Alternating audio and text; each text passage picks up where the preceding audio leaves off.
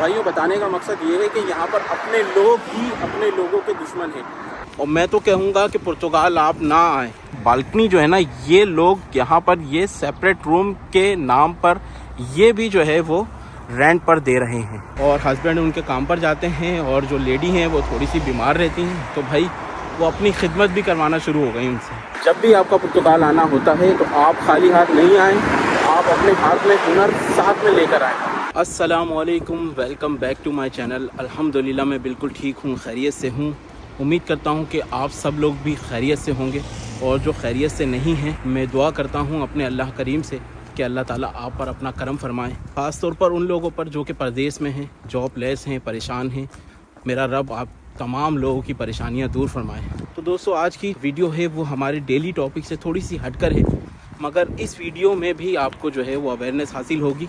मेरी वीडियो बनाने का मकसद ये होता है कि आप लोगों को अवेयरनेस मिले कि पुर्तगाल में सिर्फ़ और सिर्फ सुहाने ख्वाब देखकर नहीं आना आपने कि भाई हम यूरोप जा रहे हैं और बस जाते ही जो है वो हम लाखों रुपए कमाने लगेंगे। तो इस तरह का यहाँ पर कोई सीन नहीं है। और मैं तो कहूँगा कि पुर्तगाल आप ना आए जब तक आपके पास इतने पैसे ना हों कि आप एटलीस्ट मिनिमम 6 महीने सरवाइव कर सकें। इतने पैसे आपकी जेब में होने चाहिए। पर मंथ का यहाँ पर जो एक्सपेंस है वो 400 है मिनिमम, वरना 500 लग जाता है। अगर आप जो है वो थोड़ा सा अच्छा खा लें, अच्छी जगह रह लें, तो आपका ये 500 पर मंथ एक्सपेंस आ जाता है। अब मैं आपको बताता हूँ कि तकरीबन 2 दिन पहले मेरे पास मेरे एक अज़ीज़ हैं, दोस्त हैं, उनकी कॉल आई है कि फ़रहान भाई कोई अकोमोडेशन का इंतज़ाम करें। एक लेडी हैं जो कि पाकिस्तान से आई हैं और बहुत परेशान हैं। असल में होता ये है दोस्तों कि जब हम यहाँ पर आते हैं ना, जो हमसे पहले यहाँ पर मौजूद होते हैं और जिनके भरोसे पे हम आ जाते हैं, या ये कह लें कि हम ये महसूस करते हैं कि यार ये अपने पाकिस्तान से हैं, इंडिया से हैं और हमारे बंगाल से हैं, तो भाई ये हमारी जो है ना रहनुमाई करेंगे, हमारी मदद करेंगे। तो होता इसके ऑपोजिट है, वो कोई रहनुमाई नहीं करता। अक्सरियत में ये समझ ले कि 95% ये है कि जो मौजूद यहाँ पर बंदा होता है, हर नए आने वाले बंदे को वही समझता है कि भाई बकरा आ गया है, इसको हलाल करना है। मैं आपको बताता हूँ स्टोरी उन मोहतरमा की कि वो जो आई हैं, उन्होंने आने से पहले ही अपनी अकोमोडेशन जो है वो बुक कर ली थी। जहाँ पर उन्होंने अकोमोडेशन अपनी बुक की थी, उस फैमिली ने उनसे ये कहा कि 280 यूरो पर मंथ आपको इसका रेंट देना होगा, और हमारे पास जो है वो बेड वगैरह नहीं है, और अपना जो भी होता है बिस्तर का जो सामान होता है, चादर हो या आपका ब्लैंकेट हो या मैट्रेस वगैरह हो, बेड हो, वो आपने जो है खुद अरेंज करना होगा। अगर आप अरेंज नहीं कर सकते तो उसके भी आप पैसे दे दें, हम जो है वो अरेंज करवा देंगे। अलबत्ता वो मोहतरमा ने उस बेड के भी पैसे दे दिए, सब कुछ हो गया और वो यहाँ पर आ गई। 2-3 दिन ही गुजरे थे कि उस फैमिली ने जो है वो और अपनी डिमांड करना शुरू कर दी कि भाई आप जो है वो खाना भी हमारे साथ खाएंगे, उसके भी आप जो है वो पैसे अपने मिलाएं।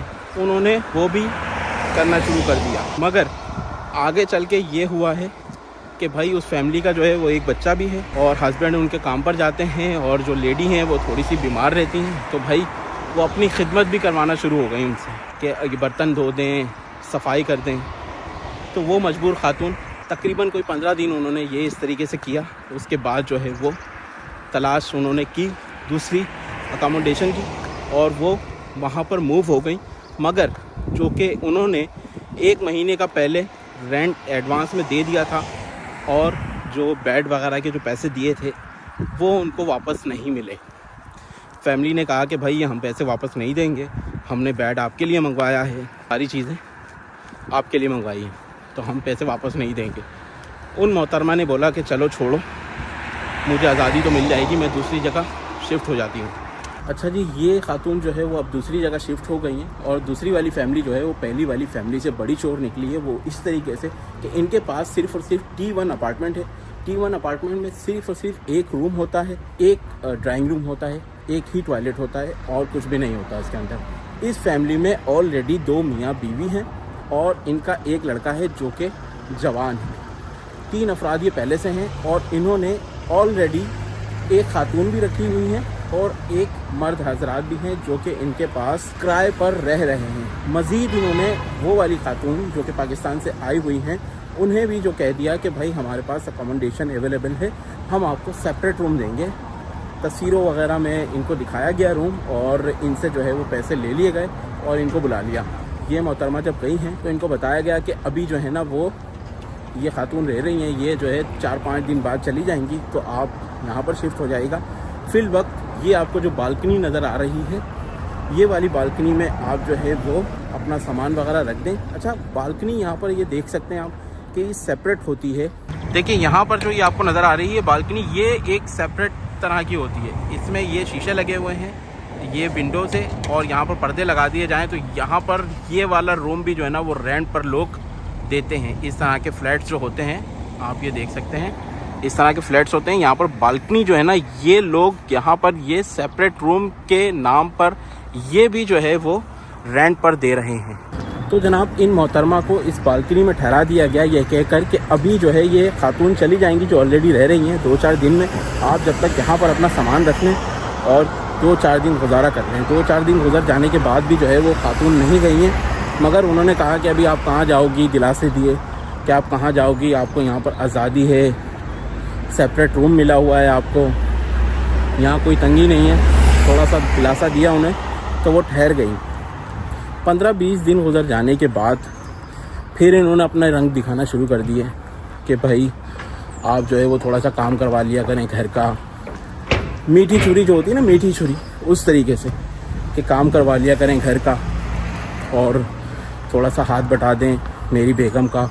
ये जो है वो अब बुढ़ापे की तरफ जा रही हैं तो थोड़ा सा काम आप हाथ लगवा दें काम में। बहरहाल 15-16 दिन गुजर जाने के बाद उन साहब ने कहा, जिनके घर पे ये लेडी रह रही हैं, उन्होंने कहा कि हम आपको जो है वो काम पर भी लगवा देते हैं और आप जो है वो काम ये करना होगा आपको कि डिश वॉश का काम है। तो डिश वॉश में जो है वो काम पर गई तो पहले तो उनसे कहा गया क्या 2-4 दिन आपकी जो है ट्राई लेंगे ये और उसके बाद आपकी सैलरी डिसाइड करेंगे।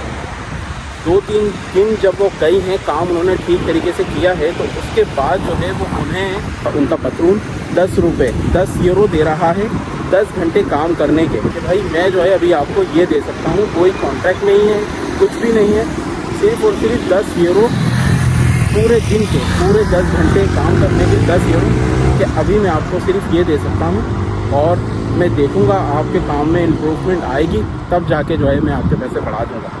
तो भाइयों दोस्तों, कहने का मकसद ये है कि यहाँ पर हालात बहुत बुरे हैं।